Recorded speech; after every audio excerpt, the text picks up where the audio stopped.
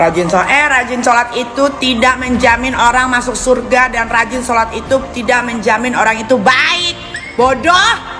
Jumhur ulama, artinya mayoritas ulama menghukuminya orang yang mencandakan syariat, mencandakan bagian-bagian dari diantaranya sholat, itu dihukumi bisa menjadi keluar dari Islam. Dengan kata lain, dia dihukumi dengan kafir. Karena agama dibangun itu berdasarkan keseriusan, agama didirikan itu berdasarkan keteguhan terhadap keyakinan. Jadi kalau ada orang yang mencanda, mempermainkan apalagi bagian dari rukun Islam, itu bagian rukun Islam yang dicandakan, maka ulama menghukuminya dia bisa dikategorikan kafir, keluar dari Islam. Saya justru tidak berkeyakinan orang ini sebagai public figure. Yang namanya public figure itu yang patut untuk dicontoh. Dia justru adalah pengadu figur, ya, figur kegaduhan. Ya, dia bukan public figure, tapi dia public kegaduhan. Jadi sebaiknya orang seperti ini, kalau kita orang Islam yang peduli terhadap agama, mengangkat marwah agama kita, menjaga wibawa agama kita unfollow orang seperti ini. Kita jangan mengikuti akunnya, kita blok. Supaya apa? Dia tidak memicu kegaduhan. Alhamdulillah, kita ini sudah bersyukur kepada Allah, COVID sudah mulai mereda. COVID sudah bisa membuat kita agak tenang. Tiba lagi ada isu, ada konten-konten seperti ini. Saya yakin orang-orang seperti ini bikin konten gila seperti ini hanya mencari popularitas. Barangkali dari segi kreativitas positif, aktingnya sudah mulai pudar, kemudian popularitasnya mulai pudar, tidak punya kreativitas yang positif, akhirnya cari yang negatif supaya kembali terangkat popularitasnya. Ada pepatah Arab mengatakan, kalau kau mau terkenal, kencingi sumur Zamzam. Ya memang kalau pasti kau terkenal satu dunia kalau mengencingi sumur Zamzam, tapi terkenalmu adalah terkenal dalam hal negatif. Maka saudara-saudara, ya, saudaraku seiman, ya, orang-orang seperti ini kita tidak usah rusulah, tidak usah pedulikan orang begini. Cukup kalau kita peduli terhadap agama, unfollow, blok dia punya akun, ya, jangan ikuti. Kita kemudian menghukumnya dengan hukum sosial, hilangkan dia dari media sosial.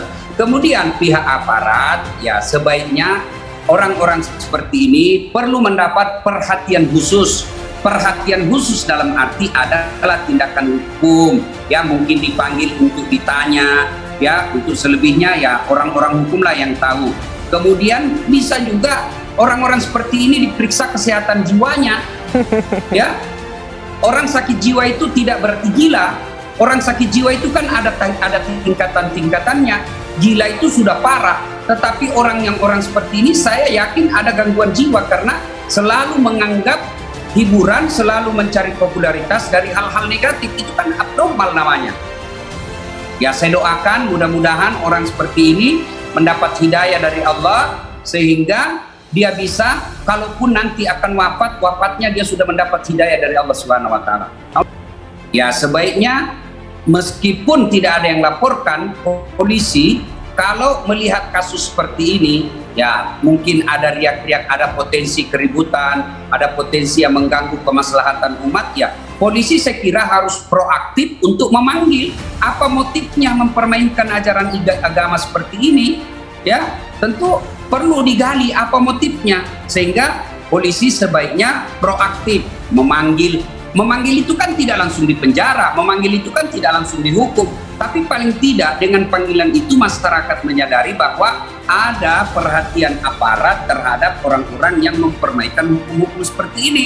Kalau kita menuntut hal ini seperti orang seperti ini dituntut, orang seperti ini dilakukan pemanggilan, tidak berarti kita radikal, tapi ini kita berupaya untuk menjunjung tinggi kemuliaan sebuah agama.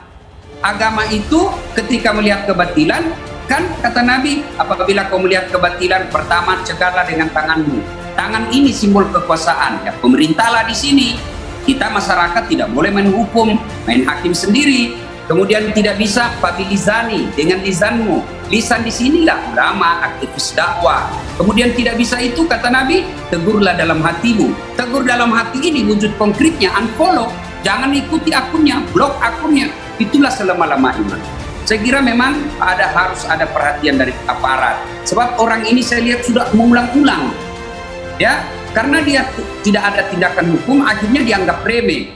Ya, saya tersinggung kalau Allah yang saya puja, yang saya muliakan 24 jam, yang saya yakin pemilik segalanya, lalu ada yang menghinanya dengan kalimat-kalimat seperti ini, ya tentu saya jengkel. Kejengkelan itu tentu saya tidak mewujudkan dalam main hakim sendiri, sebab kita punya hukum. Maka pemerintah dalam hal ini, kepolisian, proaktif untuk melakukan proses hukum seperti ini. Proses hukum tidak berarti bahwa langsung dia dipenjara, tidak, tetapi adalah sedikit ya upaya hukum supaya orang ini juga tidak berkelakuan berulang-ulangnya.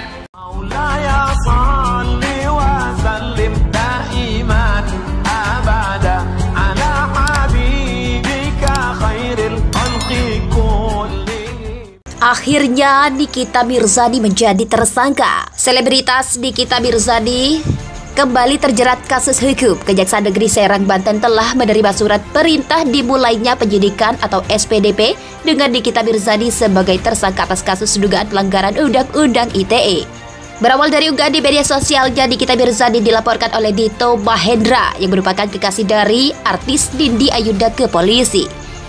Nikita dilaporkan atas dugaan penghinaan serta pencemaran nama baik dalam Undang-Undang Informasi Transaksi dan Elektronik. Sebelumnya, Nikita pernah diperiksa selama 4 jam di Mapolresta Serang Kota sebagai saksi. Namun, Kejari Serang menyatakan telah menerima surat pemerintahannya dimulainya penyidikan bertanggal 18 Juni 2020. Akhirnya, Nikita Mirzani menjadi tersangka. Selebritas Nikita Mirzani kembali terjerat kasus hukum. Kejaksaan Negeri Serang, Banten telah menerima surat perintah dimulainya penyidikan atau SPDP dengan Nikita Mirzani sebagai tersangka atas kasus dugaan pelanggaran Undang-Undang ITE.